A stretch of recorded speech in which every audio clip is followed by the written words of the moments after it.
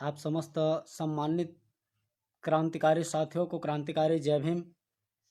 साथियों, जैसे कि मैंने आप सभी को समय दे रखा था कि दोपहर 3 बजे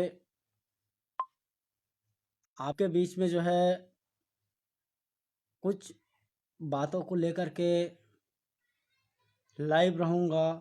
साथियों, वैसे बहुत दिन से आप लोगों के समक्ष जो है मैं नहीं आया हूँ, नहीं मिला हूँ आप लोगों से, तो मैं सोचा कि फेसबुक के माध्यम से आप लोगों तक अपनी बात जो है पहुंचा दूं, ताकि हमारे साथियों में जो ऊर्जा है वो कम ना हो, बरकरार रहे।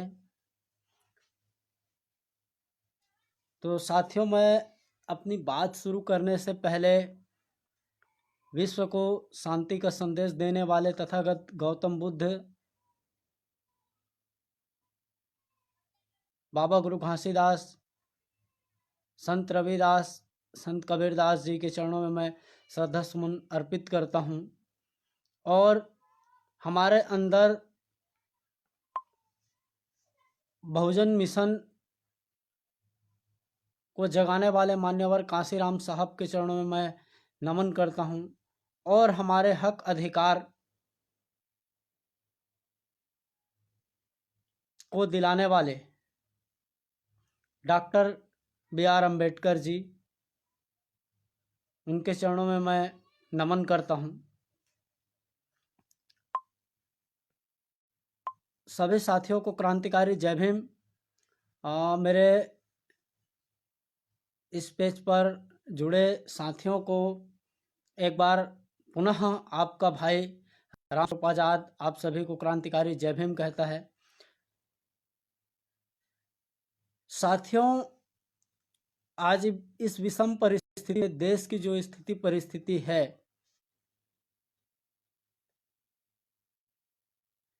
उस विषय में आप मेरी स्थिति देख सकते हैं। चर्चा बाद में करूंगा। आप मेरी स्थिति परिस्थिति देख सकते हैं। साथियों, एक प्रकार से मैं भी कहीं न कहीं, मेरा भी थोड़ा सा स्थिति डैमेज है। साथियों, आज कई फ़ोन कॉल्स हमारे बीच में आ रहे हैं और कई लोग हमें व्हाट्सएप के माध्यम से भी बोल रहे हैं कि भैया हमारे लिए आप हॉस्पिटल में इस चीज़ की व्यवस्था कर दीजिए, करवा दीजिए, या हमारे लिए ऑक्सीजन नहीं है। बाहर बाहर से लोग जो है हमें फ़ोन कर रहे हैं कि भैया यहाँ का हॉस्पिटल प्रबंधन जो है ठीक नहीं है। कई जगह में हॉस्पिटल प्रबंधन के ऊपर आरोप लगाया जा रहा है कि यहाँ पे लापरवाही हो रही है, यहाँ पे ये हो रही है। तो मैं उन साथियों को कहना चाहूँगा कि भैया हम जहाँ तक हो सके, जैसे भी हो सके, आप तक मदद पहुँचाने का काम कर रहे हैं। बाकी हमारी टीम जो है हर जगह पे लगी हुई है और हम यथाशक्ति जो है लोगों तक अपनी सहायता जो है पहुंचा रहे हैं। लेकिन आज देश की इस स्थिति के जिम्मेदार कौन है?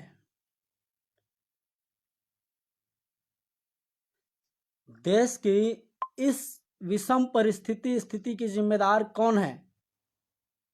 तो इसके जिम्मेदार हम हैं।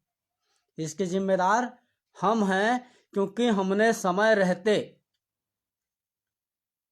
ना तो कभी शिक्षा के लिए आवाज़ उठाई, ना तो कभी अच्छे हॉस्पिटल के लिए आवाज़ उठाई, ना तो कभी डॉक्टरों की बेहतरी के लिए आवाज़ उठाई, ना तो कभी जो सार्वजनिक चीज़ें हैं उसके लिए हमने कभी आवाज़ नहीं उठाई। हम तो मंदिर गिरजाघर घंटा बजाने में व्यस्त हैं। हमारे लोग जो है घंटा बजाने में व्यस्त है, जिसके कारण आज हमें इस प्रकार आज विषम परिस्थिति से जूझना पड़ रहा है। हमारे पास वेंटिलेटर की कमी हो रही है, हमारे पास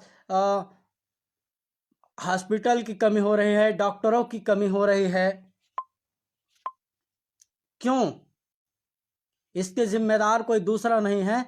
अगर कोई है तो वो हम हैं। और मैं क्यों ना सोचूं अपने समाज के बारे में।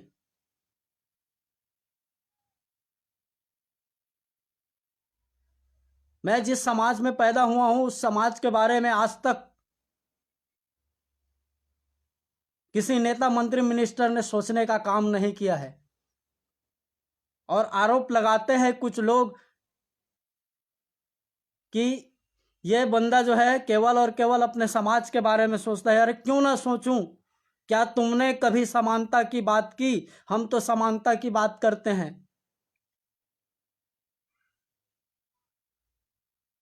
जब हम समानता की बात करते हैं तो तुम्हें चिढ़ हो जाती है। तुम हमें जातिवादी आतंकवादी बताते हो।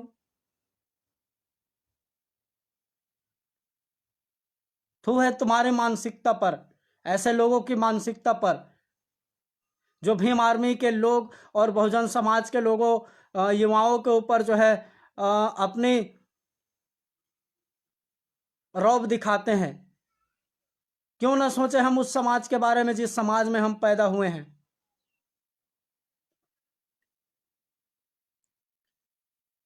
शुरू से तो मैं बता दूं, शुरू से जब बाबा साहब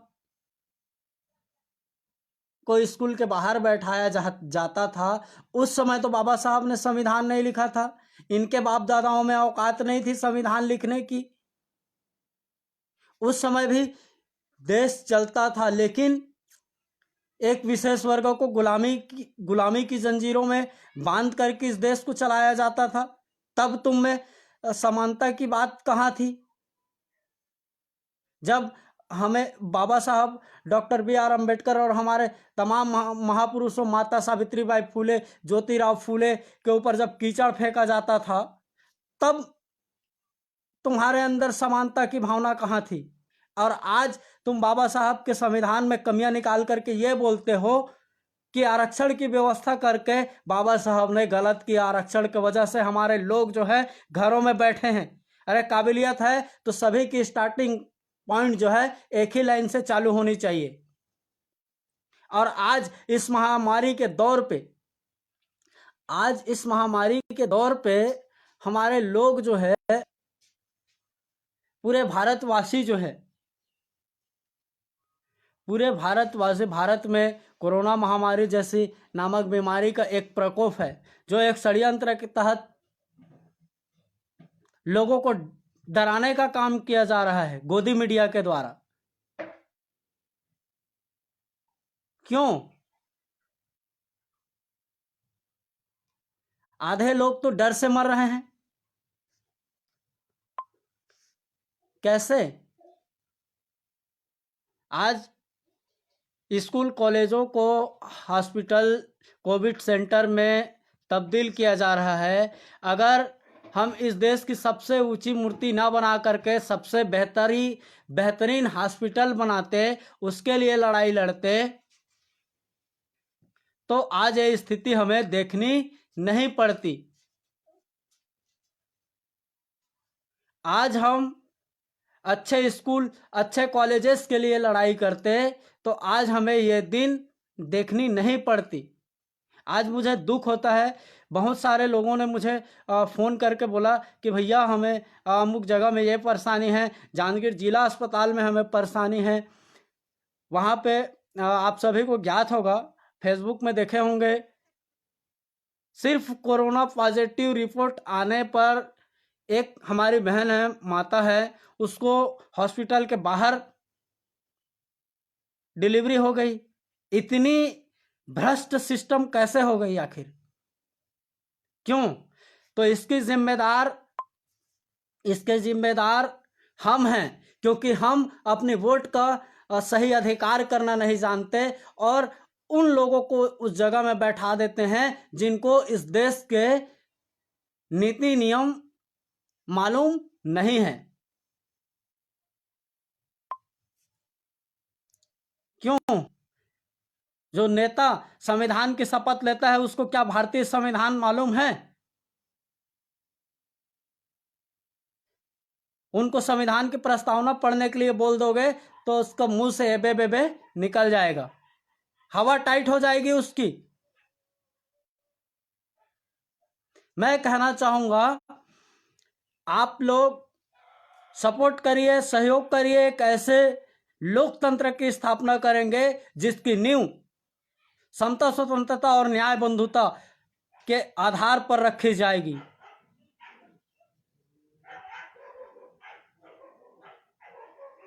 एक ठीक है, कोई दिक्कत नहीं है, एक और व्यक्ति शिकार हो जाएगा, लेकिन इस मनवादियों के चंगुल से पूरे बहुजन समाज को आजाद कराने के बाद। साथियों, कुछ लोगों को मेरी बातें समझ में नहीं आ रही होंगी और कुछ बातें जो है शेयर नहीं कर सकता। शेयर क्यों नहीं कर सकता, इसका कारण भी है। साथियों, आप कमेंट में मुझे बता सकते हैं क्या मेरी आवाज़ आप तक आ रही है? क्या आप मेरी बातों को सुन पा रहे हैं? कमेंट करके जवाब जरूर दें। साथियों, मुझे दुख इसलिए लगा कि एक भाई ने फ़ोन किया दिल्ली जैसे शहर से, कि बोला कि भैया मुझे भीम आर्मी के टीम का नंबर चाहिए, चंद्रशेखर आज़ाद जी का नंबर चाहिए। मैं बोला कि क्या हुआ भाई? तो उसने कहा कि भैया मेरा भाई का तबीयत खराब था, मैं उसको हॉस्पिटल लेके आया और हॉस्पिटल लेके आने के बाद उसको कोरोना पॉजिटिव दिखाया गया और पॉजिटिव दिखाने के बाद 3 दिन यहाँ थे और चौथा दिन में उसकी डेट की रिपोर्ट आई। और अब जो है ये लोग जो है मेरे भाई के डेड बॉडी को नहीं दे रहे हैं। क्या हो रहा है देश में?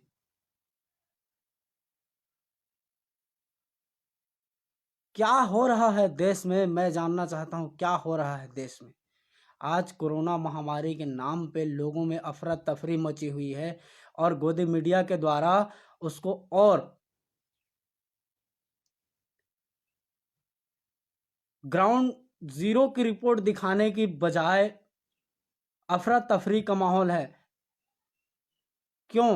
हॉस्पिटल प्रबंधन हमारे पास, हॉस्पिटल के लोग जो है जुड़े हुए हैं, हॉस्पिटल के साथी जो है लगातार लोगों की सहायता कर रहे हैं, उनकी इलाज कर रहे हैं।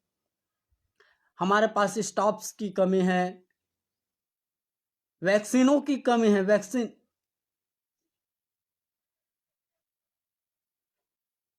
ये अब एक मैं सोशल मीडिया पे देखा, अंजना ओम कश्यप जी डिबेट पर थी, तो वहाँ पे नहीं सॉरी, वो प्रज्ञा मिश्रा का जो वीडियो है उसको देखा मैंने कि मोदी जी लाइव डिबेट के माध्यम से दिल्ली के सीएम से बात कर रहे थे और वहाँ पे मोदी जी ने कहा कि भाई प्रोटोकॉल्स के आप नियम के उल्लंघन कर रहे हैं। खाक प्रोटोकॉल? आज देश की स्थिति इतनी गए गुजरी है और इस देश का पीएम कहता है कि प्रोटोकॉल का उल्लंघन है। आपने आपने ऐसे कितने प्रोटोकॉल के उल्लंघन किए हैं जो संविधान विरोधी है। मैं उस मोदी जी से पूछना चाहता हूं जिसको हमने वोट दिया और इस देश के गद्दी पे बैठाया, आपने ऐसे कितने प्रोटोकॉल्स का उल्लंघन किया है, संविधान विरोधी नीतियों को लागू किया है। क्या बता सकते हैं? अगर इस देश में मंदिर मस्जिद की लड़ाई छोड़ करके शिक्षा रोजगार की लड़ाई लड़ी जाती तो आज, या उनके लिए पहल की जाती तो आज हमारी इतनी भयावह स्थिति नहीं होती। इस चीज को आप समझने का प्रयास करें, लोगों तक पहुंचाएं। और संविधान के बारे में, अरे भैया, जिसको संविधान के स तक पता नहीं है वो आज संविधान में कमियां निकाल रहे हैं।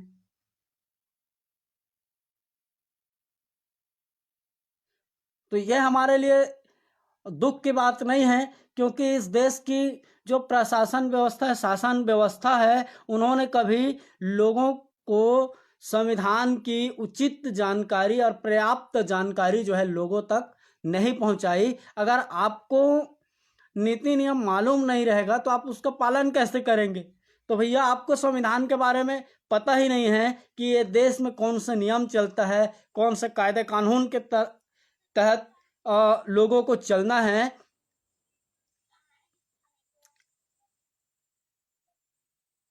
इस चीज को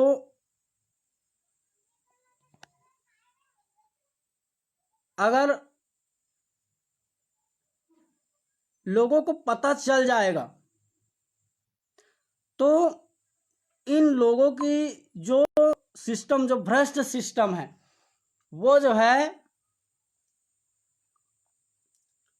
खत्म हो जाएगा। आज देश के माननीय भावी यशस्वी प्रधानमंत्री जी को सोचना चाहिए कि भैया, देश की स्थिति इतनी गंभीर है, जिस मुद्दे को लेकर एक मुख्यमंत्री ने आवाज उठाया तो उसको ये बोला जा रहा है कि भैया प्रोटोकॉल का उल्लंघन हो रहा है, तुम्हारी प्रोटोकॉल की ऐसी की तैसी। भैया, आज हमारे लोग जो है, अपने लोग, किसको मैं गैर कहूं, हिंदू मुस्लिम सिख ईसाई सब है मेरे भाई। हम बाबा साहब के मानने वाले हैं, तथागत गौतम बुद्ध के राह पर चलने वाले लोग हैं, जो बदले के लिए नहीं, बदलाव के लिए हमेशा लड़ते हैं। इस चीज को आप ध्यान में रखें।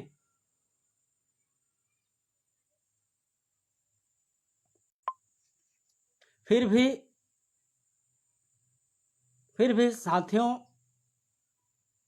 मुझे दुख होता है। यह तो रही देश की स्थिति परिस्थिति, जिसका गुस्सा मुझे पहले से है, अभी भी है। आप चाहें तो इसको सुधार सकते हैं। साथियों, जो साथी मेरे से जुड़े हुए हैं वो अपने क्षेत्र में इस लॉकडाउन में जो लोग पीड़ित हैं, जिन तक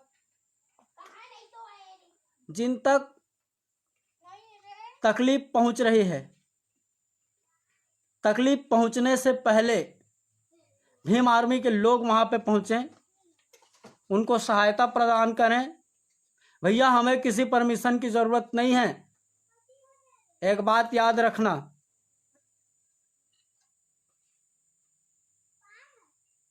हम अपने लोगों तक पहुंचेंगे, हम अपने लोगों तक पहुंचेंगे।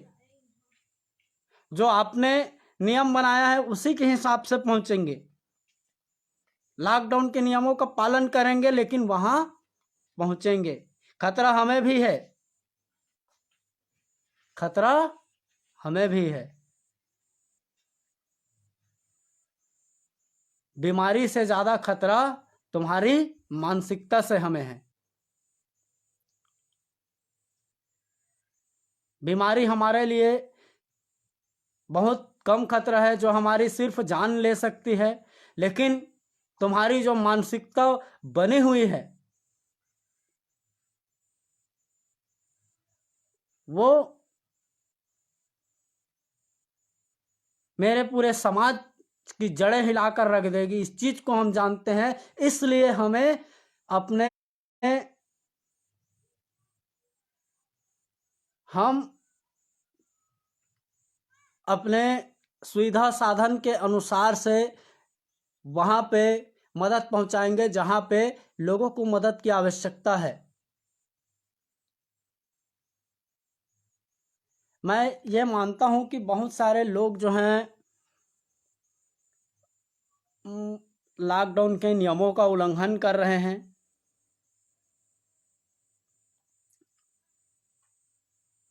यहाँ पे किरण कुमार सतनामी, जय भीम भाई, आपको कहा कि लॉकडाउन के चलते कहीं नहीं जा पा रहे हैं, गाड़ी में पेट्रोल नहीं दिया जा रहा है। इस चीज को मैं भली भांति जानता हूं कि हमारे लोगों को रोकने के लिए इस प्रकार से ये चीज किया गया है। हमारे पास बाइक नहीं है, बाइक में पेट्रोल नहीं है, कोई दिक्कत नहीं है। साइकिल तो मुहैया है, अरे साइकिल भी नहीं है तो पैदल हम उस जगह तक पहुंचेंगे जिस जगह तक हमारे लोगों को मदद की आवश्यकता है। और उस स्थिति के बारे में मैं अवगत करा दूं साथियों। मैं भी आज घर पर हूं। क्यों हूं? इसका कारण है रात में एक सिंपल से बुखार आया, हाथ पैर दर्द करने लगा। दर्द करने के बाद जो है सुबह उठा, टेबलेट लिया और ड्यूटी गया। और ड्यूटी से मुझे बोला गया कि भैया आप जाओ घर, तबीयत ठीक नहीं है तो। और मैं जो है घर आ गया। और घर आने के बाद में जो है कई फ़ोन कॉल्स आए, व्हाट्सएप में मैसेज भी आया कि भैया इस प्रकार से हमें परेशानी हो रही है। तो साथियों, आप सतर्क रहें, सावधान रहें। और सतर्क किस बात से रहना है, सावधान किस बात से रहना है, इस चीज को आप अच्छे तरीका से जानते हैं।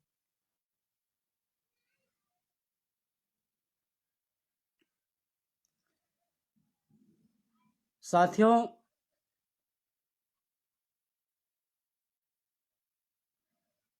आज की स्थिति परिस्थिति के लिए मुझे बहुत दुख हो रहा है। मेरे अपने साथी कई जगह में फंसे हुए हैं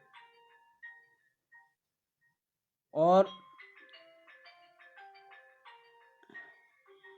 मिल तो रहा है पेट्रोल। जीवन कुर्रे जी, जहाँ समाज को हमारी ज़रूरत है वहाँ निश्चित रूप से पहुँचेंगे। आप जैसे साथियों को क्रांतिकारी जय भीम। जहाँ पे हमारी टीम की ज़रूरत है लोगों को, वहाँ पे आप पहुँचेंगे। और हमारे क्षेत्र के जो नेता हैं,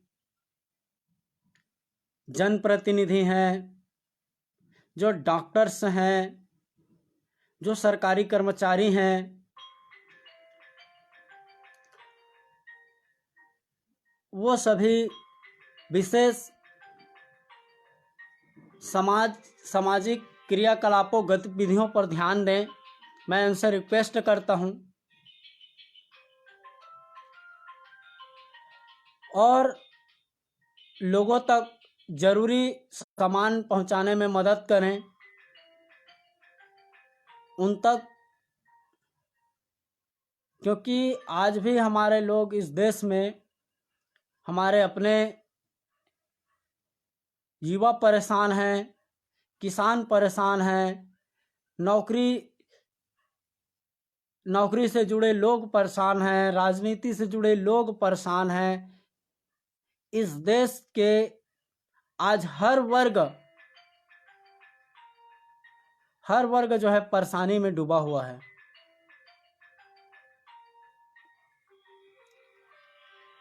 कहाँ मिल रहा है पेट्रोल? जो है कोई कोई पेट्रोल टंकी वाले लोग दे रहे हैं। बाकी उसका छोड़िए, खैर हम इतने भी कमज़ोर नहीं हैं कि अपनी व्यवस्था के अनुसार हम नहीं जा सकते। अपनी व्यवस्था के अनुसार भी जा सकते हैं। साथियों, मेरा खुद का तबीयत आज थोड़ा सा ख़राब है।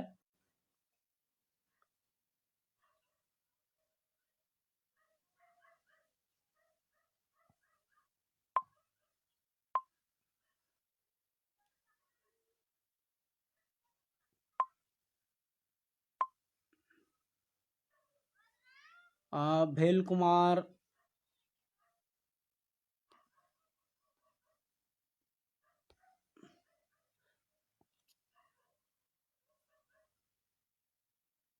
गुरुदेव जोल्हे जी बोल रहे हैं कि पेट्रोल के लिए मेरे पास संपर्क करें। भीम आर्मी का सहयोग करना, सामाजिक हो तो आगे बढ़ाना है।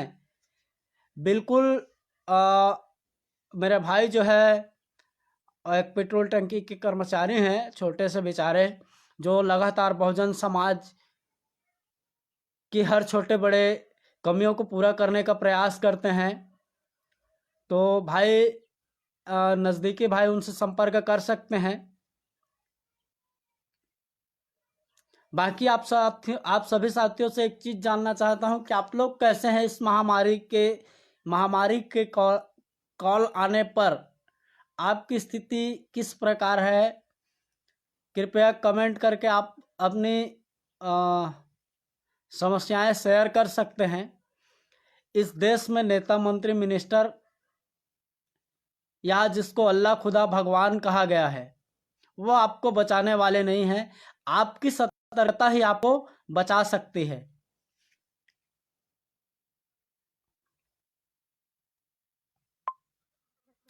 आपकी सतर्कता ही आपको बचा सकती है। इसलिए साथियों, आप सतर्क रहें। और कुछ लोग चाहते हैं कि इस सिस्टम से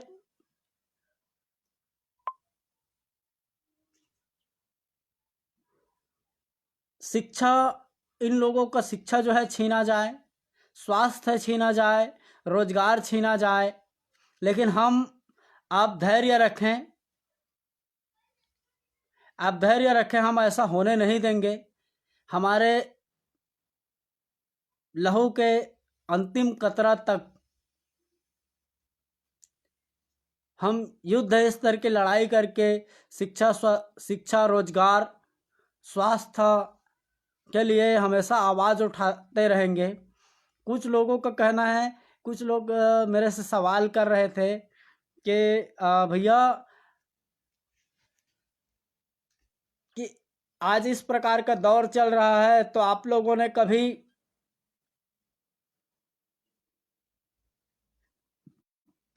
आरक्षण को छोड़ करके दूसरे चीज़ों के लिए लड़ाई नहीं लड़ी। तो मैंने उनको जवाब दिया कि भैया, आप जहाँ पर भी उठा करके देख लो, सदियों से हमारे लोग जो है समानता, शिक्षा, स्वतंत्रता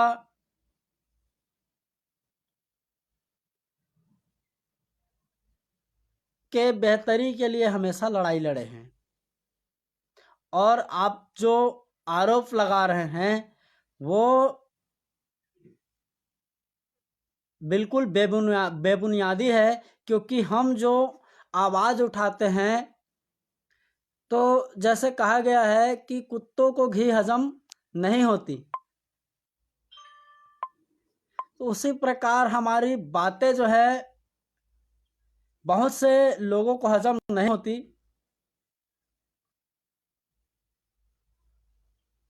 और हजम होनी भी नहीं चाहिए। अगर हमारी बातें हजम हो गई तो हमें पता भी नहीं चलेगा कि हमारा मिशन जो है सही दिशा पर है कि नहीं है।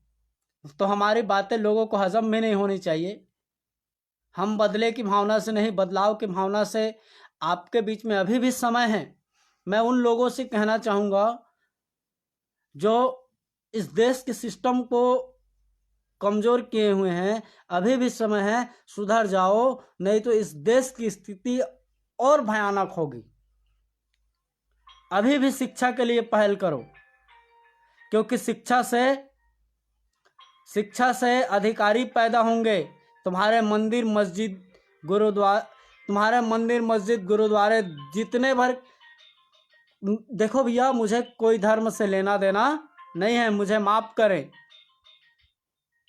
लेकिन धर्म के घर से कभी मैंने अधिकारी पैदा होते हुए नहीं देखा।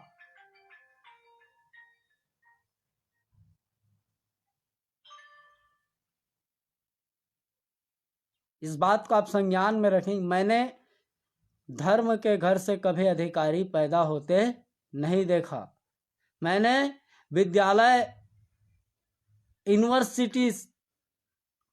विद्यालय से अधिकारी पैदा होते देखा है। एक गरीब घर का बच्चा भी अगर विद्यालय जाएगा तो वहां से वो इस देश का पीएम बनकर निकल सकता है, आईएएस आईपीएस बन के निकल सकता है। लेकिन कितना भी बड़ा धनवान घर का व्यक्ति मंदिर से या मस्जिद से, गुरुद्वारे से या कहीं से भी जो धर्म के जगह है, उस जगह में जाकर के वो अधिकारी बन के नहीं निकल सकता।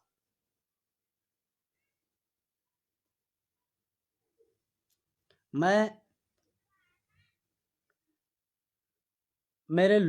मेरे अपने साथियों से अंतिम में यही कहना चाहूँगा। आधा घंटा हो गया साथियों, ज़्यादा समय नहीं लूँगा। मेरा मुद्दा यही था कि साथियों, आज देश की परिस्थिति इतनी गंभीर है और हमारे पास हॉस्पिटल की कमी है, वेंटिलेटर की कमी है, ऑक्सीजन की कमी है, डॉक्टर्स की कमी है। तो इसके जिम्मेदार और कोई नहीं है, हम हैं। इस चीज़ को आप ध्यान में रखें, सतर्क रहें और सावधान रहें। आप सभी को क्रांतिकारी जय भीम, नीला सलाम। अंतिम में मेरे साथ में जुड़े हुए जो साथी हैं, मैंने पूछा था कि भैया कैसे हैं आप लोग, तो मेरे बहुत सारे साथियों ने जवाब दिया है कि भाई भैया हम ठीक हैं करके। आशा करता हूँ तथागत गौतम बुद्ध की आप लोगों के ऊपर करुणा हो और आप स्वस्थ रहें और लोगों तक जो है सही चीज़ों की जानकारी और ज़रूरत की वस्तुओं को आप पहुंचाते रहें, उनके सहयोग में हमेशा आगे रहें। क्योंकि साथियों, हमारा और मेरे पूर्वजों का इस देश को एकता सूत्र में बांधने के लिए बहुत बड़ा योगदान है। उस योगदान को आप और मजबूत करते रहें। अपने समाज को, अपने देश को, अपने कौम को मजबूत बनाने के लिए आप एकजुटता के साथ लड़ाई लड़ते रहें और आवाज़ उठाते रहें। क्योंकि जो कौम आवाज़ नहीं उठाती वो कौम सिर्फ लाशें उठाने का काम करती है। तो हम आवाज़ उठाने वालों में से हैं। साथियों, आप तक जो है मैं समय समय पे आप लोगों के बीच में आता रहूँगा। साथियों, मैं भी हालात और स्थिति से मजबूर हूँ और कहीं बाहर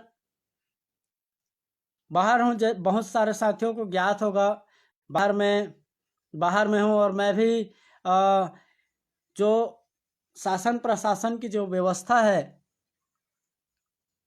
उसके आगे, जो सिस्टम है उसके आगे थोड़ा से मायूस हूँ। क्योंकि इस प्रकार के सिस्टम लागू नहीं होने चाहिए। और माननीय प्रधानमंत्री जी ने कहा है कि भैया लॉकडाउन जो है अंतिम विकल्प होना चाहिए। तो घर में बैठे रहेंगे तो खाएंगे क्या? जो घर में सदियों के लिए तो हमारे पास नहीं है, तुम्हारे पास होंगे। मतलब उनके पास होंगे क्योंकि विजय माल्या, नीरव मोदी जैसे लोग जो है सदियों के लिए लेकर के भाग गए हैं, तो उनके पास होगा। लेकिन मेरे गरीब भाई बहनों के पास जो है नहीं है। मैं स्थिति को देखा हूँ महसूस किया हूँ, जिस प्रकार से मेरे पास फ़ोन कॉल आया, मैं महसूस किया हूँ उस चीज़ को, ये गलत है। तो भैया गरीब लोगों के ऊपर भी थोड़ा ध्यान दिया जाए, और आप लोगों के पास जहाँ भी कॉल आते हैं या फ़ोन आते हैं मदद के लिए, तो आप पीछे मत हटना। आप जैसे भी बने आप उस तक मदद पहुंचाने का प्रयास कीजिएगा। बस इसी के साथ आप सभी से विदा लेते हैं। आप सभी को मेरा क्रांतिकारी जय भीम, नमो बुद्धाय, जय सतनाम।